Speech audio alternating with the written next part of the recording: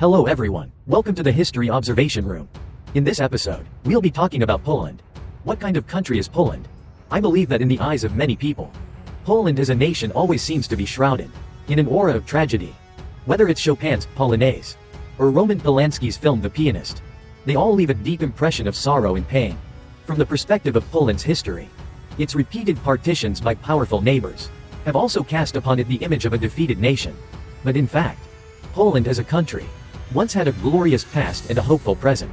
Today, in the Middle Ages, Poland not only defeated the powerful Holy Roman Empire, but also crushed the Teutonic Knights, who were later glorified as symbols of the Germanic warrior spirit.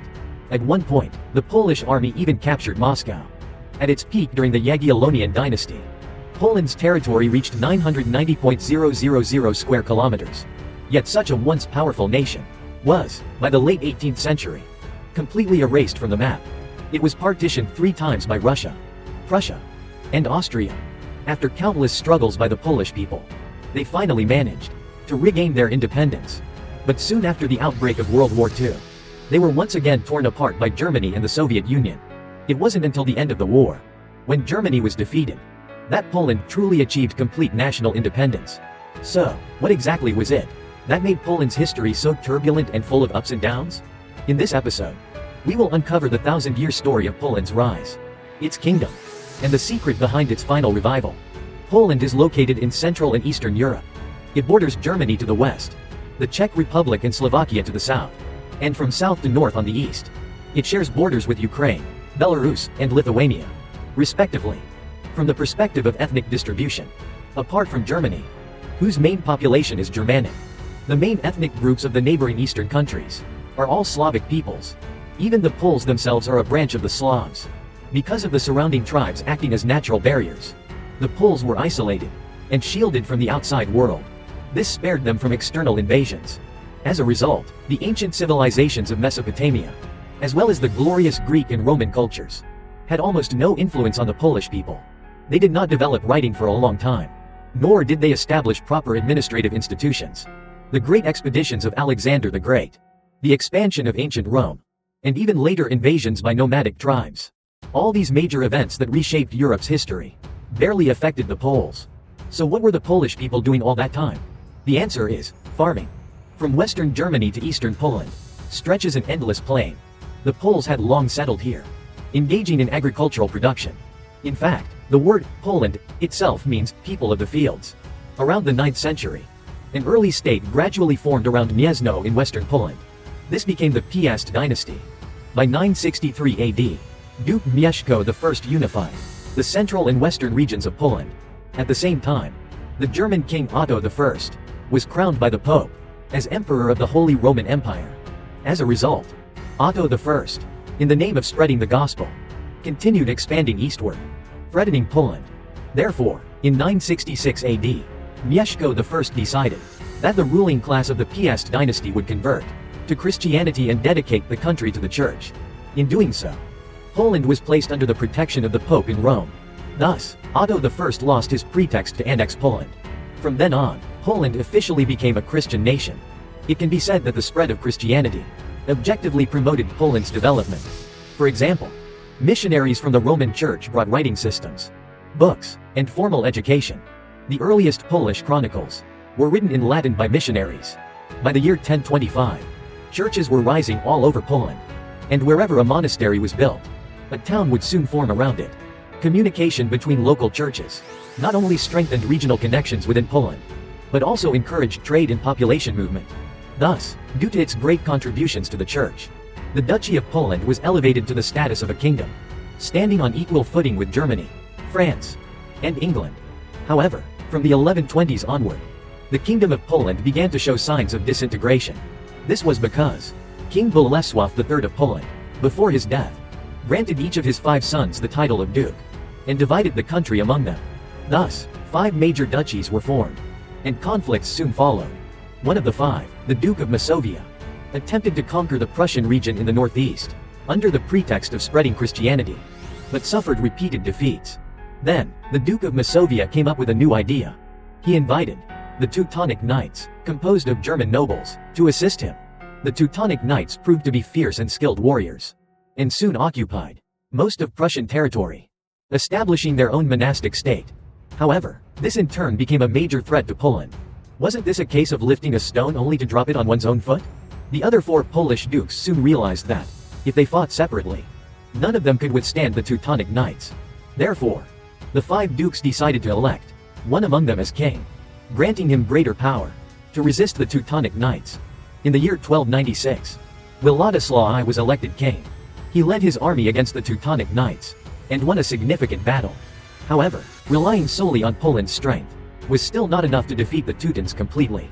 The two sides fought back and forth for over 90 years, yet neither could destroy the other. Eventually, the Poles began to seek allies, turning their eyes toward their eastern neighbor, the Grand Duchy of Lithuania. At that time, Lithuania, Poland, and Prussia were all relatively underdeveloped societies, but their people were fierce warriors. After Prussia was conquered by the Teutonic Knights, Lithuania continued to resist bravely and remained independent. They even expanded outward, occupying large parts of modern-day Belarus and Ukraine. The Lithuanians themselves belonged to the Baltic peoples and still practiced pagan religions. However, in their newly conquered lands, the majority were Slavic Christians, different ethnicities, different faiths. These made effective governance difficult for Lithuania. Meanwhile, the Teutonic Knights remained ambitious, constantly threatening invasion. Thus, surrounded by internal and external troubles, Lithuania also needed allies. Looking around, Poland was the most suitable partner. And so, both sides developed an intention to cooperate. In medieval Europe, when two nations sought an alliance, the most common method was royal marriage. In the year 1382, King Louis I of Poland passed away. Afterward, the Polish nobles elected his 11-year-old daughter, Jadwiga, as the heir to the throne. 4 years later, Poland and Lithuania signed a union treaty. Grand Duke Jogaila of Lithuania converted to Christianity and married Queen Jadwiga of Poland. He then took the name Władysław II and was crowned King of Poland. Thus ended the Piast dynasty, and the Jagiellonian dynasty rose in its place. After the alliance between Poland and Lithuania, their combined strength multiplied. This was definitely not good news for the Teutonic Knights. They would be difficult to deal with. In the year 1410, Władysław led the united Polish-Lithuanian army to fight against the Teutonic Knights in the bloody Battle of Tannenberg. As a result, the Knights were almost completely annihilated. However, out of loyalty to the Roman Church, Władysław did not completely wipe them out. After demanding a small piece of land and a large sum of compensation, the Allied forces withdrew. The Teutonic Knights narrowly escaped destruction. But after suffering such a heavy blow, the Teutonic Knights could no longer cause any major trouble. Poland then turned its gaze toward the west. In the year 1437, the Luxembourg dynasty that ruled Hungary was being threatened by Austria, which sought to seize the Hungarian throne. Hungary thus asked Poland for help. In 1440, the Hungarian nobles elected the eldest son of the Polish king Władysław as their king. 30 years later, another member of the Polish royal family was chosen as the King of Bohemia.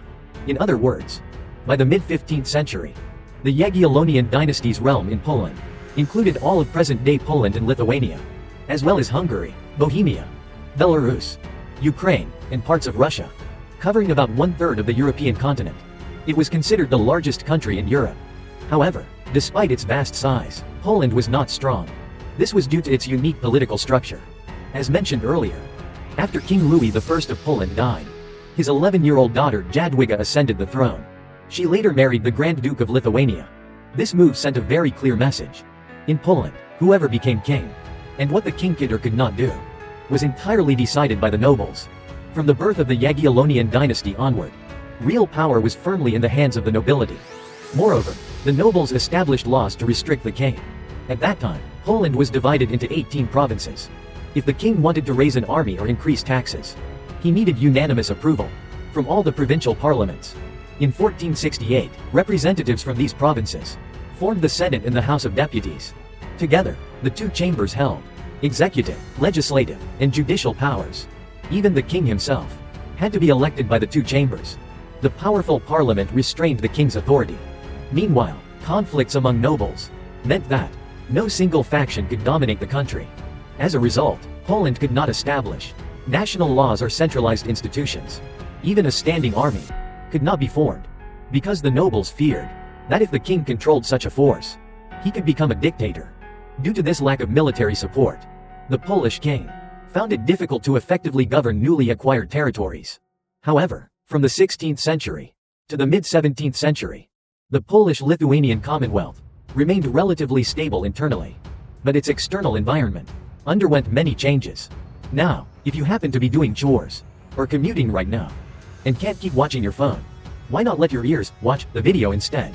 Open the soda music icon at the bottom left of your screen and switch to audio mode to keep listening. That way, even if your phone is in your pocket or the screen is locked, the audio keeps playing, and you can even set a timer to stop it easily. In the early 17th century, to the west of the Polish-Lithuanian Commonwealth, their largest neighbor, the German states, were already fragmented into many small duchies, and soon fell into chaos, as the Protestant Reformation sparked violent conflict.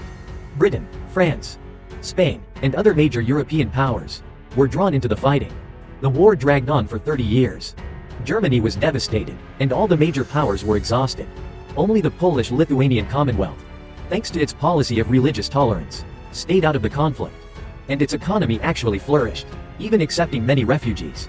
The population increased from 10 million in 1600 to 12.3 million in 1650. After the war, the Polish-Lithuanian Commonwealth became one of the most powerful countries in Europe. Meanwhile, in the east, Ivan IV became Russia's first Tsar in 1547. He established a centralized state, centered in Moscow, and sought to unify all of Russia. Ivan IV was ruthless and ambitious, earning the title, Ivan the Terrible. Before his death, he posed a grave threat to the Polish-Lithuanian Commonwealth. Fortunately, Ivan the Terrible died early due to illness. After his death, Russia once again fell into chaos. The Polish-Lithuanian Commonwealth seized the opportunity to occupy vast territories of Russia. In 1610, Polish forces even captured Moscow and installed a puppet czar. However, under the Russians' fierce resistance, the Commonwealth failed to maintain its dominance. Still, the weakened Tsardom of Russia could no longer pose an immediate threat to the Polish-Lithuanian Commonwealth. At that time, what made the Poles uneasy was the Ottoman Empire. The Ottoman Empire rose in what is now Turkey. In 1453, it conquered the Byzantine Empire and established its capital in Istanbul. Then began massive territorial expansion, becoming a vast empire, spanning Europe, Asia, and Africa. By the mid-17th century, the Ottoman advance had reached deep into Europe, threatening to overrun the entire continent. Situated in Central Europe, the Polish-Lithuanian Commonwealth naturally became the first to face invasion. They clashed repeatedly with the Ottomans. In the struggle against foreign enemies, Poland produced one of its greatest national heroes, Jan Sobieski. In 1672, when the Ottomans invaded, the Commonwealth suffered a major defeat, forced to cede land and pay reparations. The situation became extremely dire. At this critical moment, Commander Jan Sobieski turned the tide. Born into a noble military family, Sobieski grew up immersed in warfare, mastering military strategy from a young age. He was particularly skilled at commanding cavalry units. Under his training, Polish cavalry became the standard of Europe's heavy cavalry. They wore helmets, thick steel breastplates, and armor on their shoulders and arms. They also donned cloaks made of tiger skin, which fluttered like wings when they rode into battle. Hence, they were known as the winged Hussars. When these cavalrymen charged with 6-meter lances, like falcons swooping on their prey, their enemies could not withstand the impact. The Polish army once achieved a feat: 6.000 cavalry defeating 30.000 Russian troops, and 5.000 mercenaries. Relying on these fearless winged Hussars, Jan Sobieski achieved 4 victories over the Ottomans within 10 days, turning the tide of war and saving the Commonwealth from disaster. In November 1673, the Commonwealth's king passed away.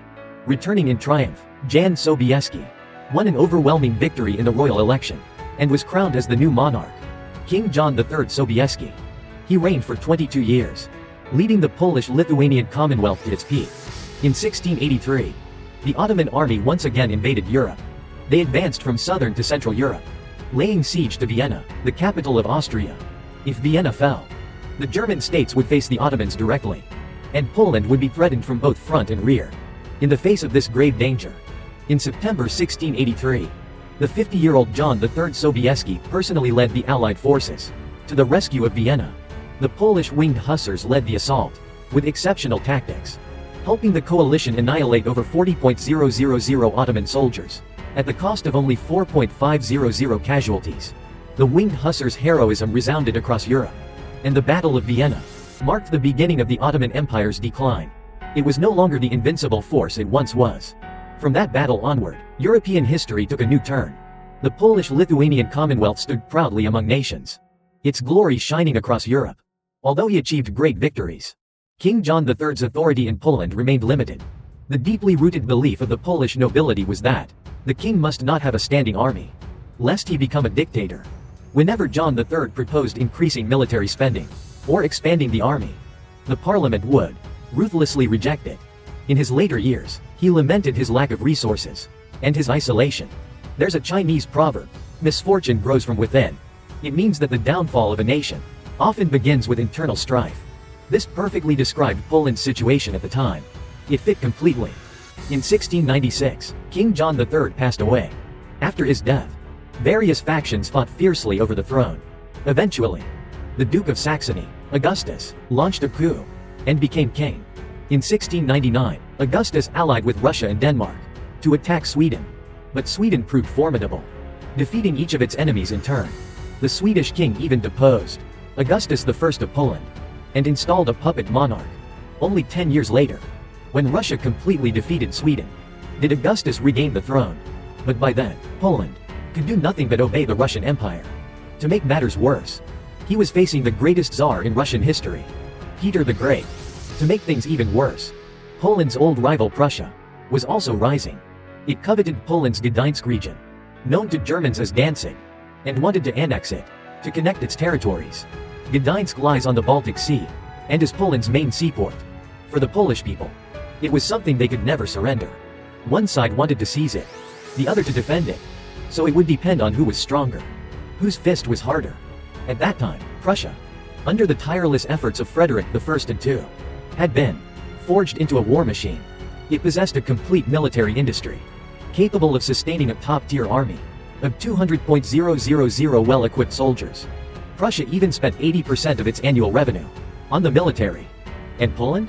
It could never form a permanent army. Its troops were mostly temporary recruits. Most of its revenue was consumed by the nobility, and less than 20% went to defense. Poland's military industry was also backward, leaving its army poorly equipped. Some reformers tried to change that by strengthening central authority, building a standing army, and developing arms production. But these proposals were always rejected by the noble-dominated parliament. Without exception, the Polish nobles firmly believed that royal absolutism was the greatest threat. So how did they plan to deal with Prussia? Their solution was to lean even closer to Russia. As a result, the Polish-Lithuanian Commonwealth gradually became a puppet of the Russian Empire. By the mid to late 18th century, most of its internal and foreign affairs were dictated by Russia. Only then did the Polish nobles realize the nation was in grave danger. They tried to reform and rebuild, but were suppressed by Empress Catherine II. Some nobles took up arms, but as expected, they were no match for the Russian army. Over 5,000 nobles were exiled to Siberia. But the worst was yet to come. Russia was already planning how to completely devour the Polish-Lithuanian Commonwealth.